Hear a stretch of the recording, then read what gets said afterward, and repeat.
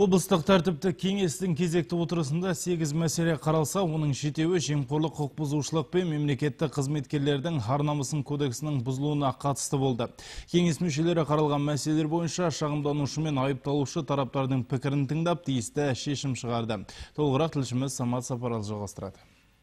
Күн тәртібінде шығарылған алғашқы мәселе облыстық денсаулық сақтау басқармасына қатысты болды. Денсаулық сақтау басқармасы мен өңірдегі медициналық мекемелерде жемқорлыққа қарсы іс-шаралар мен мемлекеттік қызмет сапасын арттыру бағытында атқарылып жатқан жұмыстармен басқарма жетекшісі Қабдрахман Сақтағанов айтып берді. С руководителями подведомственных организаций управления здравоохранения проведена разъяснительная работа по соблюдению требований. Денсаулық сақтау басқармасының ведомстволық мекеме жетекшілері мемлекеттік қызмет көрсетуде заңға қайшы әрекеттердің болмауы жайында құлақтандырылды.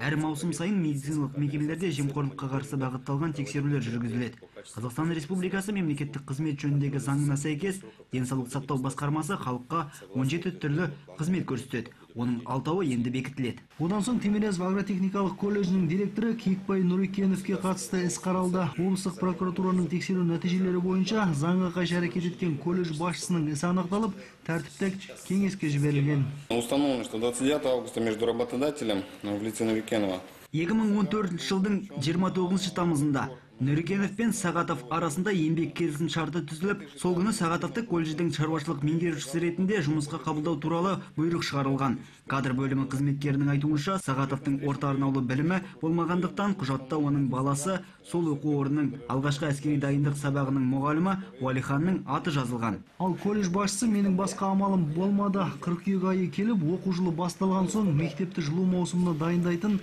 маман керек болды дейді. Признаю полностью, что допустил финансовое нарушение. Мен өз қатемді мойындаймын. Мен расымен де Сағатовты осы қызметке алып, ай сайын 30 000 теңге жалақы төлеп отырдым. Өйткені осы ақшаға жұмыс істегісі келетін басқа азамат табылмады. Содан мен шаруашылық меңгерушісі қызметін алғашқы әскери дайындық пәнінің мұғаліміне ұсындым. Ол жарты ставкада жұмыс істеуге келіспеді. Содан кейін басқа азамат тауып, беруін өтінгенімді өз әкесін лайық көрді. Мен келістім. Мәселені жан-жақты қарап талқылаған кеңес мүшесі Киікбай Нұрекеновты атқарып отырған қызметінен босату туралы ұсыныс шығарды.